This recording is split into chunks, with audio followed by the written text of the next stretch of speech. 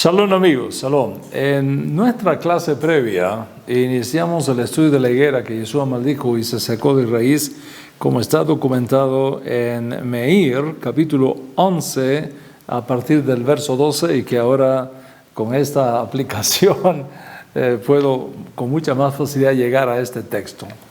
Y te decía que es un tema difícil de profesar, de entender para muchos. ¿Cómo se puede explicar la conducta de Rivi?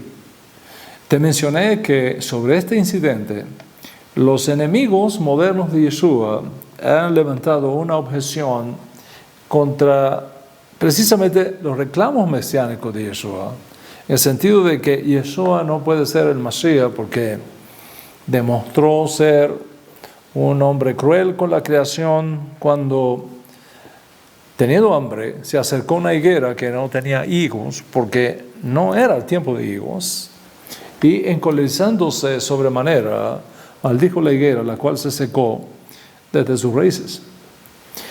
Esto demuestra, según los enemigos del Rivi de esta época, no solo demuestra su mal carácter, sino también su pecado, porque la Torah prohíbe destruir los árboles frutales, como es evidente de Devarim 20, 19 y 20 que estudiamos en la clase pasada.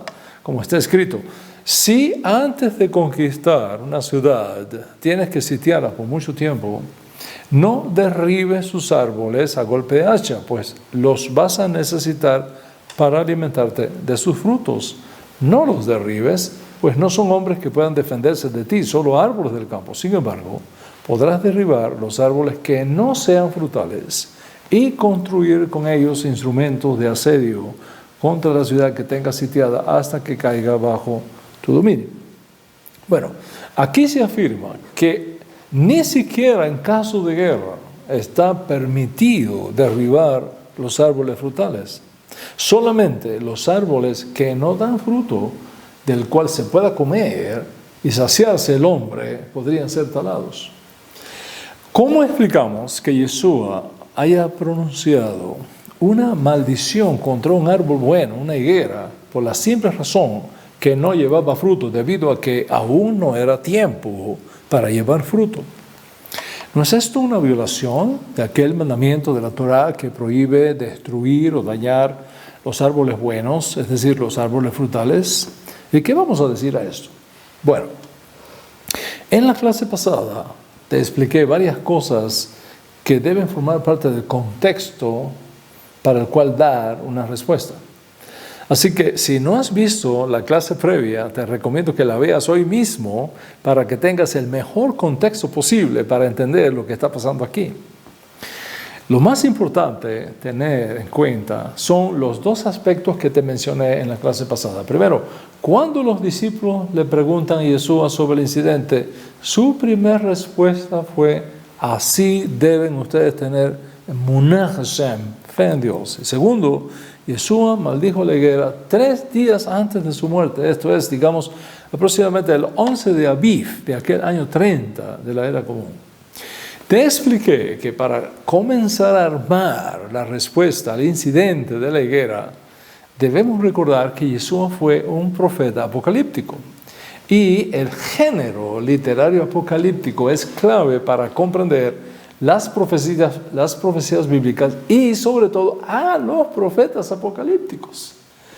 Como profeta apocalíptico, Yeshua es parte de una tradición de profetas apocalípticos en toda la Biblia hebrea. Y una vez entendemos esto, descubrimos un precedente que nos ha ayudado a comprender la acción de Yeshua en lo relacionado con la higuera que maldice y se seca. Y eso fue lo que estudiamos en la clase pasada, lo relacionado con el Eliyahu Hanabí y los falsos profetas de Baal y el sacrificio hecho por Eliyahu para demostrar que Hashem es el único Elohim verdadero y provocar que el pueblo tuviese Emunah Hashem, fe en el Dios uno y único de Israel. ¿Por qué esto es importante tenerlo en cuenta como un precedente profético? Porque aquí nos encontramos nada menos que al profeta Eliyahu haciendo un sacrificio en la cima del Monte Carmelo en expresa violación de la Torá, que prohíbe hacer altares y sacrificios fuera del templo de Jerusalén. Cuando este incidente de Eliyahu con los falsos profetas de Baal tuvo lugar sobre el monte Carmel, el templo de Jerusalén estaba en pie. ¿Está permitido por la Torá hacer un altar fuera del templo de Jerusalén? No. ¿Está permitido por la Torá hacer un sacrificio fuera del templo de Jerusalén? No está permitido. Solamente se pueden hacer sacrificios, como dice la Torá, en el hamacón, en el lugar que el Eterno tu Elohim te escogiere. Y sabemos, por beneficio de la historia, que ese lugar fue el templo de Jerusalén, que estaba en pie y funcionando en los días de Eliyahu Hanabí. ¿Cómo entonces explicamos la acción del profeta Eliyahu cuando hace un altar y un sacrificio fue sobre ese altar fuera del templo de Jerusalén? Y no solamente eso, Hashem mismo apoyó al profeta y demostró que Eliyahu estaba realizando una señal profética, porque la oración del profeta es evidente: respóndeme, Hashem, respóndeme, para que esta gente reconozca, primero, que esto no lo estoy haciendo por mí mismo, sino que tú me lo has ordenado hacer, y segundo, para que esta gente tenga fe en ti y reconozca que tú eres el único Dios verdadero. Y el Eterno respondió enviando fuego del cielo que consumió no solo el holocausto, sino hasta la madera, las piedras del altar fuera del templo de Jerusalén. Lamió las aguas. ¿Fue Eliyahu un falso profeta por eso? De modo que tenemos aquí a un profeta violando un mandamiento de la Torá, en realidad 2 mandamientos de la Torá, sin que su acción sea considerada una violación de la Torá. ¿Sobre qué base vamos a decir que en ciertas circunstancias un profeta puede violar un mandamiento de la Torá sin que se considere una violación? Si no es una violación, como a todas luces aparenta, ¿qué es entonces? Fue aquí donde nos quedamos en la clase pasada. ¿Cuál es la respuesta? Algo que se conoce como licencia profética. Licencia profética. ¿Qué cosa es una licencia profética? Para entender lo que es una licencia profética, vamos a partir de lo que posiblemente todos conocen como licencia poética. Hay ciertas figuras del lenguaje, en castellano, en cualquier lengua, por ejemplo, que funcionan como licencia poética que permite a un escritor ajustar la métrica de los versos para proteger su poesía. Y de esa manera, por ejemplo, en vez que una frase tenga 10 sílabas, el poeta las puede acortar a solo 8 sílabas. Solamente se permite cuando estamos en presencia de lo que llamamos licencia poética, que en cierta medida rompe el esquema natural de la escritura por el beneficio de la belleza de una poesía, por ejemplo. Pero algo similar ocurre en lo que llamamos licencia profética. Es decir, en ciertas circunstancias se le permite a un profeta verdadero, anular un mandamiento de la Torá por cierto tiempo, por una razón que lo justifique, cuando está en juego, digamos, lo que llamamos pikuah nefesh, la redención de un alma. En el caso del profeta Eliyahu, aun cuando se violó un mandamiento de la Torá, en realidad, como te dije, 2 mandamientos de la Torá. El primero, construir un altar, está prohibido. Segundo, hacer un sacrificio sobre ese altar fuera del templo de Jerusalén, también está prohibido. Entonces, en el caso del profeta Eliyahu, aun cuando se violaron 2 mandamientos de la Torá, es considerado sin culpa, por razón de que estaba en juego un bien mayor que el propio mandamiento.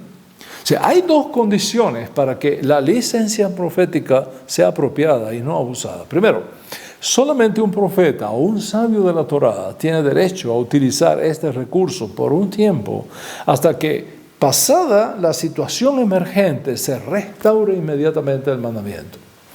Además del caso de Eliyahu, tenemos el caso de los sumos sacerdotes y los sacerdotes y levitas en el templo. Por ejemplo, Si un sacerdote en el día de Shabbat hace un sacrificio de un animal para comer con su familia, estaría violando la Torá, que no permite este tipo de trabajo en Shabbat. Pero si ese mismo sacerdote realiza ese mismo sacrificio dentro del templo de Jerusalén en el día de Shabbat, como parte del ceremonial de Musaf de Shabbat, no es culpable de violar las leyes del Shabbat. Quiere decir que los sacerdotes tienen también licencias sacerdotales para violar temporalmente ciertos mandamientos de la Torá con la mira de preservar un bien mayor.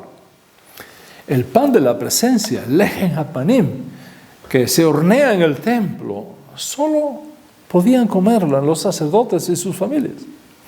Alguien que no fuese sacerdote o miembro de la familia sacerdotal no podía comer de ese pan, porque de hacerlo violaría la Torá, estaría comiendo juicio para sí.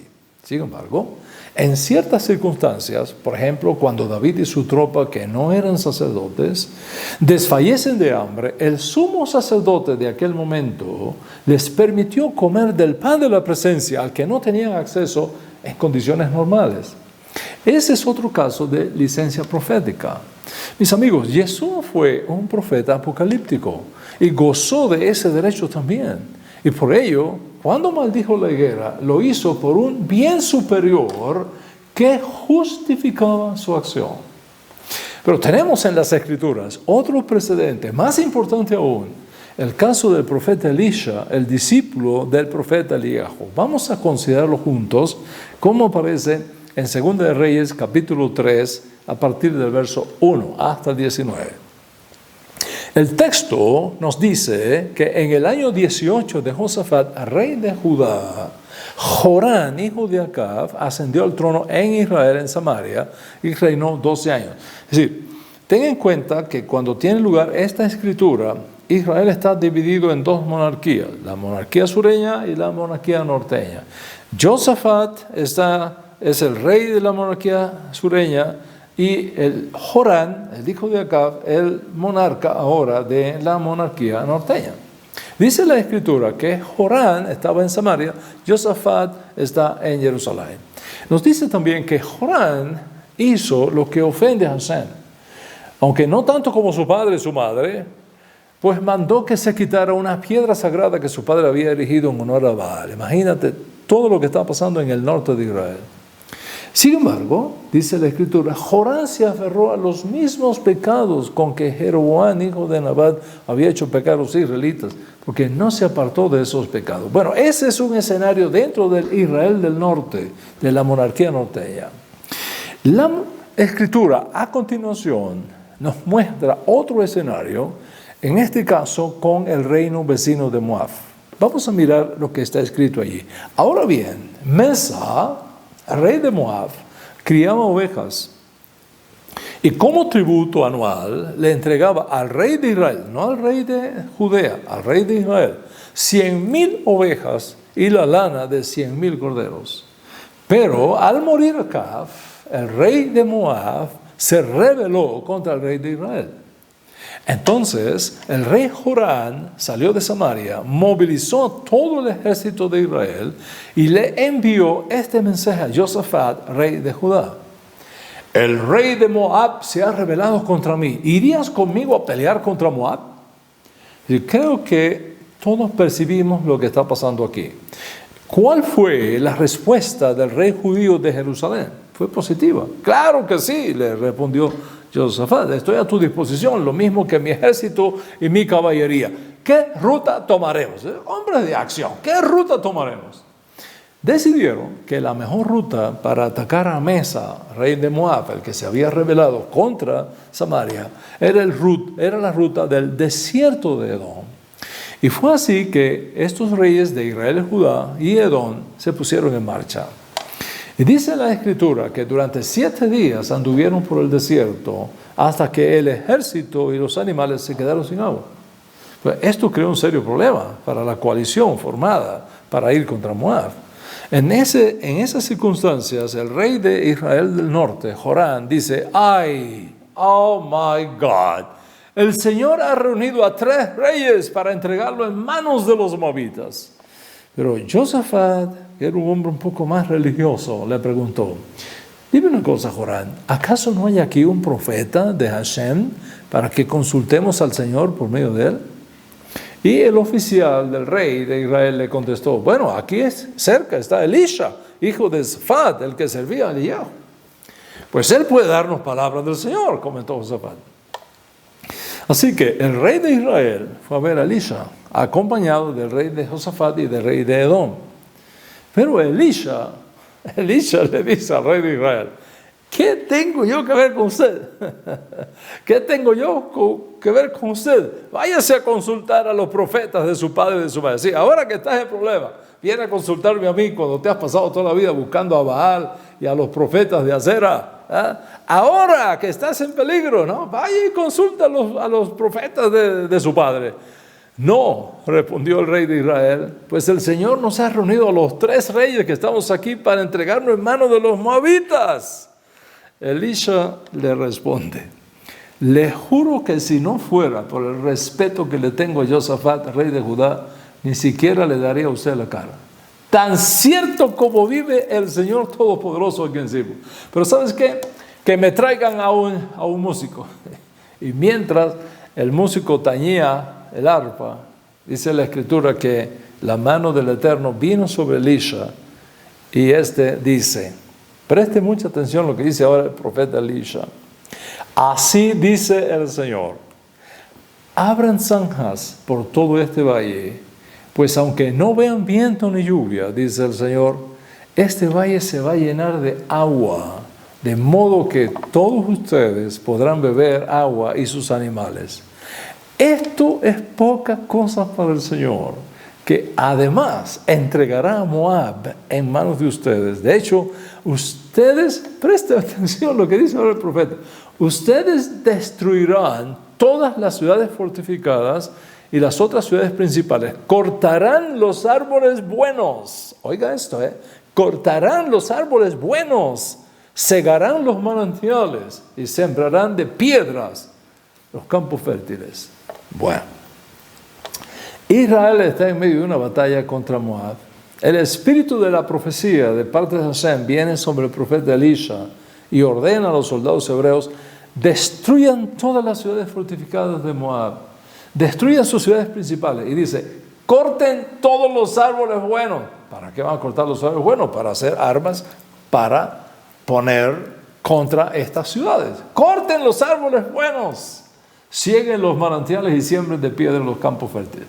Bueno, aquí encontramos a un profeta ordenando en una batalla cortar los árboles buenos, es decir, los árboles frutales. Y eso es exactamente por lo mismo que acusan a Yeshua de violar la Torá en relación con los árboles frutales. Está prohibido por la Torá. Elisha está haciendo algo prohibido por la Torá. Recuerda lo que dice Devarim 20, 19 y 20. Si antes de conquistar una ciudad tienes que sitiarla por mucho tiempo, no derribes sus árboles a golpe de hacha, esos árboles buenos, porque los van a necesitar para alimentarte de sus frutos. No los derribes, pues no son hombres que puedan defenderse de ti, sino solo árboles del campo. Sin embargo, podrás destruir los árboles que no sean frutales y construir con ellos instrumentos de asedio contra la ciudad que tengas sitiadas hasta que caiga bajo tu dominio. Bien, observa esto entonces. La Torá dice, no derribes sus árboles, por supuesto, árboles frutales. Solamente podrás derribar los árboles que no sean frutales. El profeta Elisha, por el espíritu de profecía operando en él, dio esta orden: corten todos los árboles frutales. Pero ¿no fue eso también una violación de la Torá? ¿Sí? ¿Qué vamos a decir? ¿Que Elisha fue un violador de la Torá? ¿Qué vamos a decir a esto? Veamos cómo el judaísmo talmúdico responde a este incidente, según documenta la interpretación del gran exégeta judío francés Rashi de la Edad Media. Comentando este texto, nos dice Rashi, aunque ha sido dicho, Deuteronomio 20:19, no destruirá sus árboles frutales, aquí Hashem lo permitió, porque era una nación insignificante delante de él, y la Escritura declara, no procurarás su paz ni su bien. Estos son los árboles buenos entre ellos. En otras palabras, que fundamentado en el hecho de que Moab era insignificante, según Devarim 23:6, Rashi explica la conducta del profeta Elisha y afirma que fue permitido destruir en aquella ocasión los buenos árboles, independientemente de la prohibición de no cortar los árboles frutales que establece la Torá.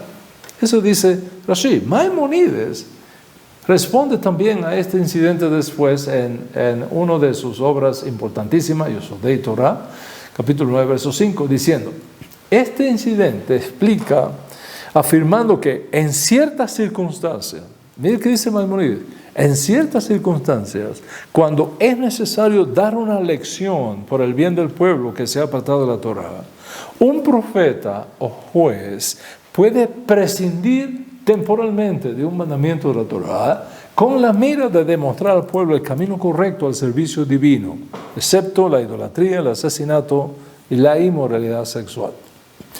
Vamos a profundizar aquí por el bien del argumento. ¿Qué presidente de los Estados Unidos podría decirse que violaba la Constitución más que cualquier otro presidente, usurpando la autoridad del Congreso y la suspensión de derechos de los pueblos constitucionalmente establecidos? La mayoría de la gente se sorprende de la respuesta. Abraham Lincoln. Frente a la peor crisis de nuestro país que haya tenido que lidiar algún presidente, Lincoln levantó un ejército, asunto que solo estaba en poder del Congreso en aquella época, ordenó un bloqueo, también un asunto que estaba en el poder del Congreso, personas que fueron detenidas por hablar contra la guerra, una aparente violación de la libertad de expresión, suspendió el derecho constitucional a un recurso de exhibición personal, emancipó a los esclavos durante un tiempo en que la esclavitud todavía era constitucional. ¿Y cuál fue la justificación de Lincoln al hacer todas esas cosas? Dado que el país se enfrentaba a una crisis existencial, Lincoln sentía que la necesidad de la urgencia del momento como comandante en jefe, posición y autoridad dada por la Constitución, estaba en el deber de hacer ciertas cosas que en circunstancias normales estarían prohibidas. Durante gran parte del primer año de la Guerra Civil, el Congreso no estuvo en sesión. Haber esperado hasta convocar al Congreso habría sido equivalente a ceder a la Confederación. El propio Lincoln escribió, y lo cito, fue necesario que yo escogiera así, utilizando únicamente los medios existentes, organismos y procesos que el Congreso había proporcionado, dejar caer el gobierno en la ruina de una vez, o si haciendo uso de las facultades conferidas por la Constitución en casos de insurrección, hiciese un esfuerzo para salvarlo de todas sus bendiciones para la época actual y para la posteridad. Bueno, según su biógrafo Macpherson, Lincoln estuvo en una posición donde creyó que su responsabilidad constitucional primordial era preservar la Constitución mediante la preservación de la nación, ganando la guerra, no perdiéndola. En otras palabras, de perderse la guerra, se perdería la nación. Consecuentemente, hizo caso omiso a todas las restricciones constitucionales y tomó las medidas necesarias para lograr su fin, preservar la nación. O sea, el propio Lincoln explicó su razonamiento de la siguiente manera. ¿Es posible perder la nación y sin embargo guardar la Constitución? Tremenda pregunta en aquellas condiciones, ¿no? Por ley general, dice Lincoln, la vida y las extremidades del cuerpo deben ser protegidos. Sin embargo, a menudo un miembro del cuerpo debe ser amputado para salvar la vida, pero una vida nunca se arriesga para salvar una extremidad. Sentí que las medidas, contrario a lo constitucional, podrían llegar a ser legales al convertirse en indispensables para la preservación de la Constitución a través de la preservación de la nación. Bueno, esencialmente Lincoln estaba empleando un recurso que se conoce en la Halajá como Horat Sha'ah. Horat Sha'ah, Horat Sha'ah, significa que en ciertas circunstancias extremas, ciertas leyes de la Torah pueden ser suspendidas temporalmente. Por ejemplo, la Gemara en Yemamot 90b postula que como medida temporal, un profeta o el tribunal superior puede autorizar la violación activa de la Torah si esa violación temporal es necesaria para garantizar el cumplimiento a largo plazo de la Torah. La Gemara sugiere, ven y escucha otra prueba. El versículo dice, con respecto a un verdadero profeta, a él oirás. De aquí se deriva que aunque el profeta te diga, transgrede una de las mismos de la Torah, por ejemplo, como en el caso de Eliyahu en el Monte Carmelo, quien trajo una ofrenda a Dios en esa montaña durante un periodo en que se prohibió, bajo pena de Jarez, sacrificar ofrenda fuera del templo, con respecto a lo que él permita por el requerimiento de la Torah, debéis escucharlo. Esto indica que una misbah de la Torah sí puede ser desarraigada de manera activa. Quiere decir que la Gemara discute precisamente el ejemplo de Eliyahu, de sacrificar animales, de hacer un altar y de sacrificar animales en Har Carmel, a pesar de la prohibición de la Torah de hacer altares y sacrificios fuera de los confines del templo. El profeta Eliyahu determinó que tal violación temporal de la Torah era necesaria para combatir la idolatría en el reino del norte, restaurar la fe del pueblo al servicio al Dios de Israel, el único Elohim verdadero, abandonando el culto a Baal. De esto se desprende que desde el punto de vista jurídico de la Torah, para que un sistema de ley funcione de forma relevante, debe contar con suficiente autoridad para que en momentos difíciles y críticos se permita la suspensión a corto plazo de alguna de sus leyes, si con ello logramos garantizar su vitalidad a largo plazo. De esto aprendemos, por ejemplo, que en ciertas circunstancias es preferible suspender las leyes del Shabbat si con eso garantizamos luego que se guarden muchos Shabbatot. En los tiempos modernos, por ejemplo, a un yehudí, estudiante de medicina, que se le exige ir a un examen en Shabbat, so pena de perder el curso, podría, bajo tales circunstancias extremas, autorizársele violar temporalmente las leyes de Shabbat si ello le va a permitir luego, cuando esté graduado y tenga su práctica privada, guardar mucho Shabbat. Recientemente, al comienzo de la guerra de Rusia y Ucrania, se dio una circunstancia muy especial para el entonces primer ministro Bennett en Israel. Y es que en pleno Shabbat, tomó un avión y se fue a Moscú a tener una reunión privada con el primer presidente de Rusia, el señor Putin. En pleno Shabbat. ¿Cómo se puede justificar? Bennett es un judío ortodoxo. ¿Cómo se puede justificar esa acción? Está establecido por la Torah que en ciertas circunstancias, cuando hay una situación que lo merite, se puede violar temporalmente una ley del Shabbat con tal de resolver algo que amerita una situación de pikuah nefesh, de salvación de almas. Huelga decir que la autoridad para tomar la decisión de cuándo aplicar esta regla está reservada para los más grandes líderes de una generación cuyo compromiso con la Torah y con la redención y su preservación está fuera de duda. La Gemara en Berajot 54a y 63a, por ejemplo, presenta un ejemplo de un momento crítico en la historia de Israel, cuando un juez tuvo que tomar una decisión aparentemente contraria a la halajá. Ese ejemplo es tomado de la Megilá Esther.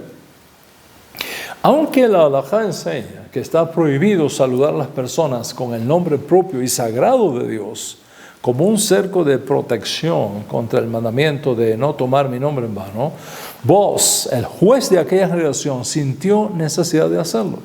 Y según la Escritura, Boaz saludaba a los agricultores diciéndole, Imagen Yahweh, el Eterno está contigo, mencionando públicamente el nombre sagrado de Dios.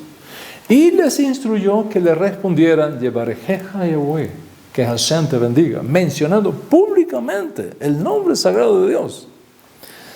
¿por qué vos consideró que era tan importante suspender la ley de protección de la Torah que prohíbe saludar a la gente con el nombre de Dios?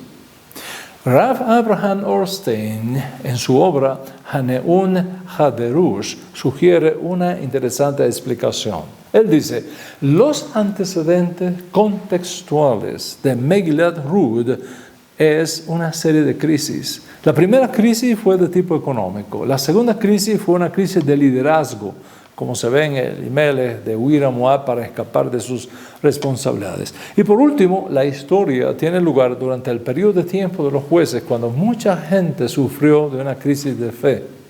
Y en ese contexto de crisis nacional es que Booz empezó saludando a la gente con el nombre propio de Dios. Desde esta perspectiva, su propósito era doble. Primero, restaurar la fe del pueblo en Hashem. Al hacer que la gente mencionara el nombre de Dios, les ayudaría a tener conciencia de su existencia y Dios sería relevante para ellos de nuevo. Segundo, levantar la moral del pueblo. Al causar que las personas saludaran con el nombre de Hashem y que respondieran usando también el nombre sagrado de Dios, comenzarían a creer que las cosas mejorarían. Y un aumento de la fe guía al arrepentimiento. El arrepentimiento llevaría a Hashem y las bendiciones prometidas en la Torah volverían a la tierra de Israel. Mis amigos, los líderes en ciertas circunstancias tenemos que tomar decisiones muy difíciles. Y entre lo más difícil es decidir la suspensión temporal de una parte de un sistema institucional o popular, si con ello se puede obtener un bien mayor. Esto no significa que el fin justifique los medios, porque la provisión de la autoridad para suspender temporalmente una ley tiene restricciones éticas evidentes, como ya hemos visto, pero explica el principio que estamos considerando.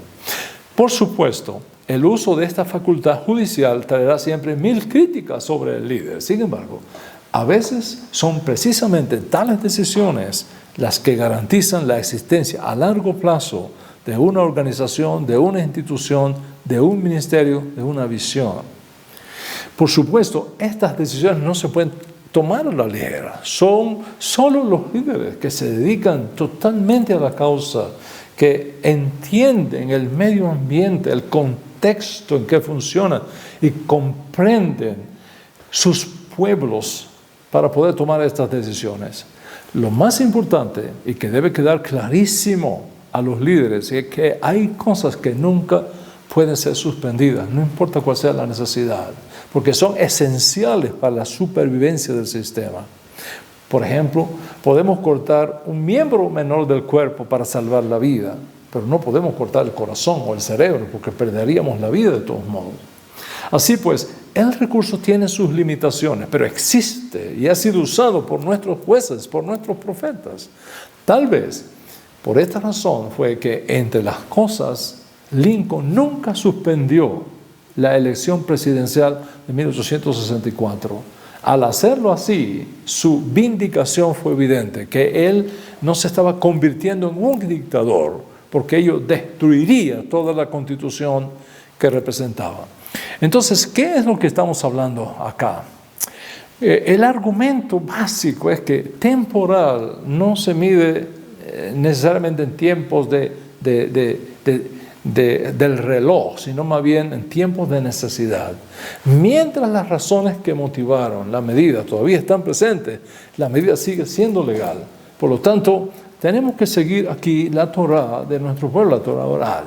Hay una cantidad de cosas que podemos aprender, como en ciertas circunstancias un profeta, un líder puede suspender un mandamiento de la Torah de forma temporal si eso va a lograr un resultado extraordinario después. Eso es exactamente lo que está pasando con Jesús en nuestra Sagrada Torah. Eso es exactamente lo que encontramos en esta Escritura. Lo más importante es recordar siempre que hay ciertos límites que no se pueden cruzar. Un profeta, por ejemplo, no tiene absolutamente responsabilidad sobre el caso de idolatría, sobre el caso de inmoralidad sexual, sobre el caso de asesinato. Ahora, Yeshua fue un profeta. Y no solamente un profeta, fue más que un profeta, fue el Mashiach. ¿Por qué no tenemos con él las mismas consideraciones que tenemos con Eliyahu y con Elisha? Así como las acciones de Eliyahu pueden ser justificadas, y así como las acciones de Elisha pueden ser justificadas como un recurso especial dado a los profetas para dar una señal profética importante a la nación, así las acciones de Yeshua relacionadas con la maldición de la higuera son justificadas también cuando miramos que en efecto el hecho tuvo la intención de servir como una señal profética y como un bien espiritual para revelar un secreto del servicio a Hashem a sus discípulos y a todo el pueblo de Israel, como ya hemos visto. Pero hay más aquí, hay mucho más aquí. La acción de Eliyahu fue una expresa violación de la Torá. Y lo mismo la acción de Elisha en lo relacionado con el corte de árboles frutales en Moab. Sin embargo, un estudio más profundo del tema demuestra que la acción de Yeshua ni siquiera necesita ser justificada, porque aquella higuera en verdad no era un árbol bueno, no era un árbol frutal. Pero ¿cómo es eso? Me pueden decir, ¿cómo es eso? Bien, eso lo trataremos en otra ocasión. Por hoy es suficiente. En resumen, cuando analizamos cada una de las objeciones levantadas contra nuestro Santo Maestro, veremos cómo cada una puede ser respondida de forma honesta, transparente y apropiada. Es nuestra falta de conocimiento de los hechos lo que muchas veces confunden la realidad, y es nuestra responsabilidad traer a luz estos eventos de la Torá, ponerla en alto para que alumbre el camino de todos aquellos que vienen llegando. Shabbat Shalom, amigos. Shabbat Shalom. Queridos amigos, si esta clase ha sido de bendición para ti, si por medio de las instrucciones que he puesto delante de tus ojos has sido bendecido en este día, si tu espíritu da testimonio de haber sido edificado y consolado con este shiur, quiero pedirte que, como una expresión de gratitud al Eterno por este bien espiritual recibido, me ayudes a difundir más aún la voz de la Torá y la voz de Mashiach que proclamamos desde este canal, tu canal, Hayim TV. Y quiero pedirte entonces que hagas ahora 3 cosas. Primero, darle un like a la presentación de hoy. Porque según me han dicho los expertos en el tema, cuando das un like o un me gusta, significa que esta clase ha sido bien recibida por ti, y eso transmite una sensación de seriedad, de confianza, de algo importante para los demás que se van a animar a verlo también. Además, cuando das un like o un me gusta, estás ofreciendo una opinión responsable que la inteligencia artificial de esta plataforma toma para promocionar el canal, y de esa forma más personas se van a beneficiar de esta clase. Si dar un like o un me gusta a esta clase expresa un honesto sentimiento en ti, lo agradezco profundamente. Eso es lo primero. Lo segundo, enviar el link o este enlace de esta clase a tus amigos. Es impresionante lo que podemos lograr juntos si cada uno de ustedes toma 1 minuto de su tiempo, hace clic en compartir y lo envías a 10 de tus amigos o conocidos. Y de esa manera nos ayudas a difundir más este mensaje de la Torá a nuestra generación. Y lo tercero es suscribirte y tocar la campanita. Si no lo has hecho, suscríbete ahora y toca la campanita para que no te pierdas los avisos importantes de todas nuestras clases y nuestras actividades en los tours de redención que tenemos próximamente. Mis amigas, mis amigos, son 3 cosas sencillas, pero que en manos de todos se van a convertir en un poderoso movimiento de redención en nuestra generación. Gracias por ayudarme a expandir el conocimiento de la Torá y de nuestro Santo Maestro Yeshua para bien de muchos. Recuerda, me gusta, compartir, suscribirte. Juntos podemos hacer lo que separados sería imposible. Gracias, mis amigos.